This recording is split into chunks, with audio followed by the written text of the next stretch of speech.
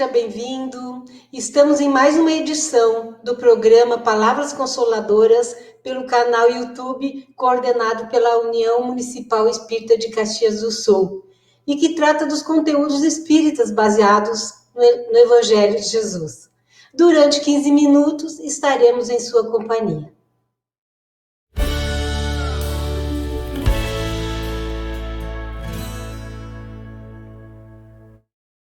Iremos dialogar hoje sobre comunhão com Deus, um texto retirado do livro Boa Nova, psicografado por Francisco Cândido Xavier e ditado por Humberto de Campos. Para isso, nós convidamos Rosemary Figueirassi, colaboradora do Movimento Espírita na Serra Gaúcha. É carinhosamente chamada de Rose. Que bom compartilhar contigo esse espaço virtual. Seja bem-vinda. Obrigada, Ieda. É um privilégio estar aqui. Olá, internautas. Que a nossa conversa hoje possa trazer aos nossos corações, à nossa mente, esclarecimento e paz. Ok, vamos ao nosso trabalho, então. Humberto de Campos, nesse texto, Comunhão com Deus, ele descreve um diálogo de Jesus com João sobre a necessidade de termos uma relação amorosa com Deus, que é um pai carinhoso e amigo. João desejava compreender melhor essa comunhão com o amor do pai e pergunta a Jesus: como poderei entender isso? Poderias nos explicar a resposta de Jesus, Rose? Sim, e eu aproveito para fazer um convite a todos os que tiverem acesso a essa obra, que leiam, porque é como ter ao nosso lado justamente Jesus falando conosco, e isso realmente é uma bênção. E Jesus fala então para João, né, que toda criatura tem um santuário próprio no Espírito, cada um de nós tem esse santuário, onde a sabedoria e o amor de Deus se manifestam através das vozes da consciência. E quando nós estudamos a doutrina espírita, nós sabemos que a lei divina ela está na nossa consciência.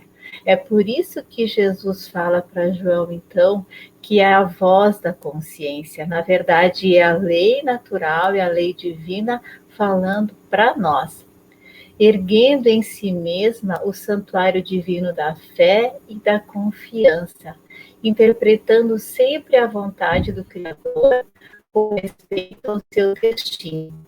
E aqui nós temos que compreender, eu faço ênfase da palavra vontade, porque muitas vezes Jesus pronunciou que ele fazia a vontade do Pai que está no céu. E por ele fazer a vontade dele, ele ter essa compreensão dessa voz da consciência, dessa lei divina que está na consciência, ele sabia muito bem como proceder. E muitas vezes nós temos também essa dúvida, como João teve, como é que a gente pode então fazer e ter essa relação mais próxima com Deus? Então é através de escutar a nossa consciência, de cumprir com o nosso dever. E muitas vezes, e na grande maioria, a resposta ela está nas pequenas coisas que acontecem no nosso dia a dia. Pode ser através, muitas vezes, de um livro, de uma frase, de um case que a gente muitas vezes encontra na internet mesmo, e que vai ali despertar, vai fazer com que aquele botão do liga e desliga da nossa consciência, ele se ligue. E aí nós temos a resposta, muitas vezes, do que nós precisamos. E aí nós compreendemos que aquela dica que a gente despertou em nós é Deus falando conosco, e é essa resposta que nós procuramos.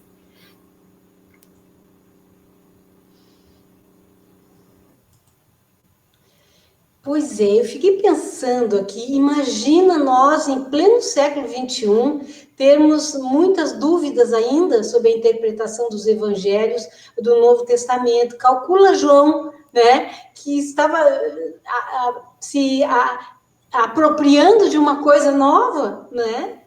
Então o discípulo Continuando o assunto, o discípulo ainda estava em dúvida, pois seus conhecimentos eram de antes da vinda do mestre, e continuou as suas perguntas com muito interesse. E perguntou: a oração deve ser louvor ou súplica? E aí, Rose, em plena era da tecnologia, sabemos essa resposta? Que bom que a doutrina espírita sempre vem ao nosso socorro, né? E que a gente pode estudar. Então, Jesus ele diz, né, que a prece é o luminoso caminho entre o coração humano e o Pai da infinita bondade. Mas veja bem, é o caminho do coração humano. Isso quer dizer o quê? Que quando nós fazemos uma prece, que é essa ponte também que nos liga e que faz esse relacionamento com o Pai, deve ser aquela prece espontânea, aquela prece do coração. E não aquela prece decorada, muitas vezes, que a gente muitas vezes não consegue nem compreender o significado do que está falando. Mas quando nós colocamos a nossa emoção, que nós nos despimos do orgulho, da vaidade, que nós conversamos com esse Pai, com certeza nós vamos ter uma resposta. Talvez não seja aquela que nós queremos ouvir, mas aquela que nós precisamos. E ele diz também que, como expressão de agradecimento ou de rogativa, a oração é sempre um esforço da criatura em face da providência divina. Como devemos orar, então, para ter uma comunhão com o Criador? Por prece, devemos interpretar toda a relação do homem com Deus. Então, é um relacionamento. E veja bem, que para a gente se relacionar, não necessariamente é a questão só da rogativa, mas a prece ela pode ser através de obras, através de eu colocar em prática todo o conhecimento, que as minhas atitudes sejam também uma prece, muitas vezes, e na grande maioria, deve ser muito mais de gratidão do que uma petitória, porque aí nós vamos compreender, então, que essa voz da consciência, quanto ela se desperta, a gente compreende que essa gratidão que nós temos que ter através da prece é que nós entendemos, então, essa relação, esse relacionamento, que esse Pai amoroso e bom está sempre nos assistindo, conforme as nossas necessidades, e não somente através das nossas expectativas. Continuando o diálogo, então, com Jesus, ele fala: mestre, então como é ser leal a Deus na oração? A prece por si mesma não é um sinal já de confiança? Então, nós temos que ter junto a fé. E o que é fé? Fé é fidelidade às leis divinas que estão na nossa consciência. E a confiança também. Porque quando a gente sabe que muitas vezes nós temos, na grande maioria, nós temos muitas ideias e nós queremos muitas coisas, mas será que vai fazer bem para mim?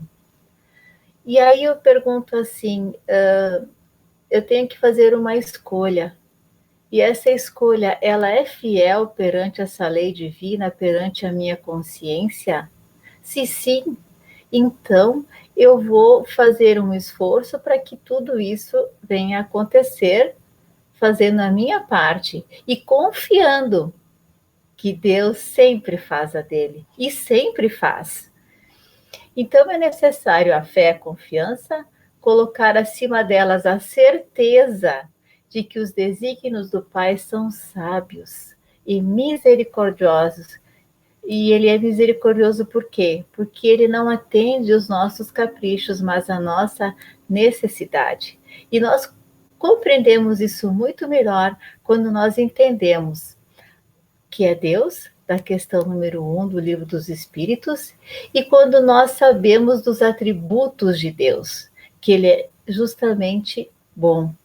E aí nós vamos entender que ao receber, então, essa resposta, quando nós compreendemos, nós temos que receber com resignação o resultado dessa prece, porque muitas vezes ela não vai ser o que a gente pediu, pois por detrás da nossa rogativa há uma lei de causa e efeito. E essa lei de causa e efeito, ela é aplicada para todos nós. Por isso da importância da resignação. E aqui eu também faço o convite para que a gente leia também a resignação lá no Evangelho segundo o Espiritismo, no capítulo 9, no item 8, onde se fala então sobre a obediência e a resignação.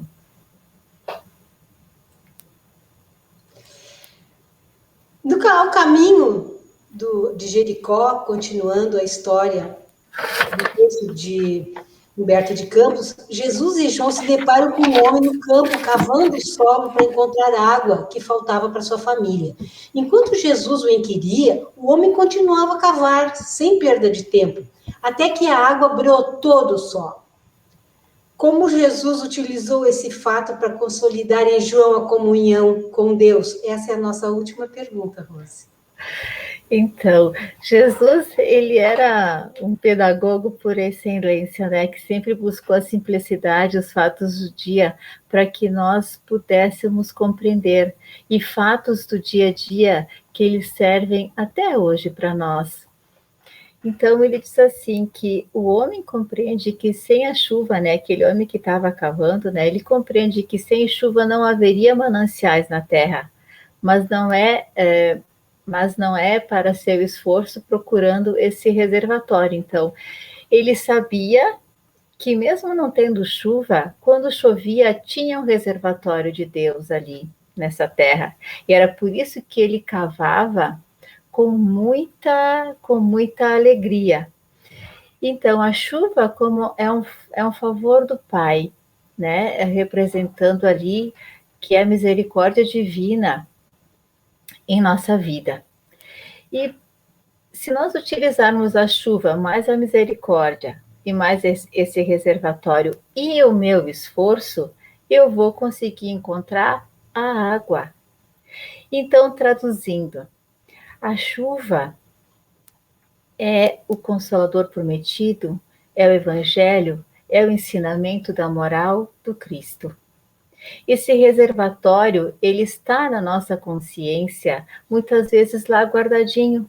E nós precisamos fazer um esforço através das nossas existências, através das vicissitudes das nossas experiências, cavar esse solo da nossa consciência para chegar, então, a despertar dessa semente.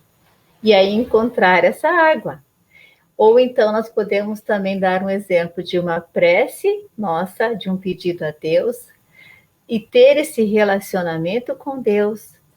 E através desse pedido, o que eu pedir, eu me esforçar, eu regaçar as minhas mangas, eu levantar cedo, trabalhar, estudar, me esforçar, me comprometer, ser dedicado, fazer o meu esforço, buscar qualificação. Se eu fizer tudo isso e saber que Deus é justo e bom, Ele vai fazer a parte dele e tudo vai acontecer como é necessário que aconteça. Mas muitas vezes nós estamos num deserto, que é o que ele mostra ali, que ele está cavando no deserto, que representa aqui muitas vezes a alma humana vazia de sentimentos santificadores. Que nós podemos ver muitas vezes que hoje há grandes irmãos em jornada que estão num vazio existencial, estão no deserto, mas não fazem muitas vezes um esforço para cavar, um esforço para ir além, para sair desses desertos, esperando que a chuva caia.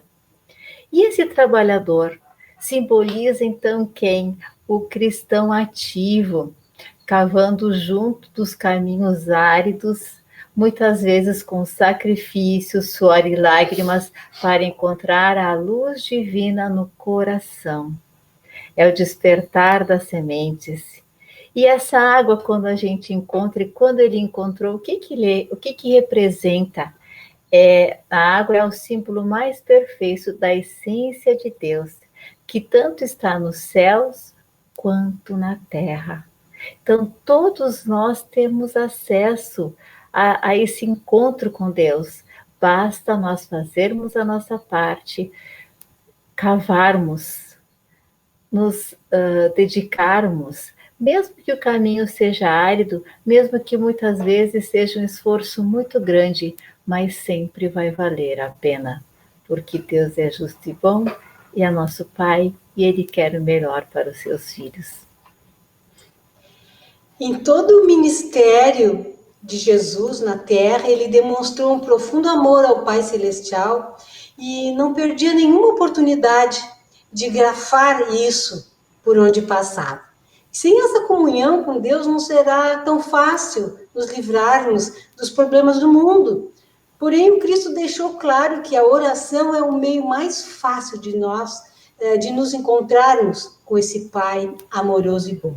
Rose, foi muito bom contar com a tua colaboração. Muito obrigada. Eu que agradeço a participação. Eu gostaria só de deixar aqui, pedir licença para ler uma citação de Emmanuel, da obra Os Mensageiros, onde ele diz para os irmãos que já estão despertos a entender e compreender a palavra. Sobretudo, recorda que as mensagens edificantes do além não se destinam apenas à expressão emocional, mas, acima de tudo, ao teu senso de filho de Deus, para que faças o inventário de tuas próprias realizações e te entregues de fato na responsabilidade de viver diante do Senhor. Muito obrigada. Nos despedimos, desejando que todos sejam alcançados pelo amor de Deus, esse Pai misericordioso, bom e justo. Saúde a todos, foi um privilégio estar em sua companhia. Até o próximo encontro. Se você gostou, curta, comente e compartilhe.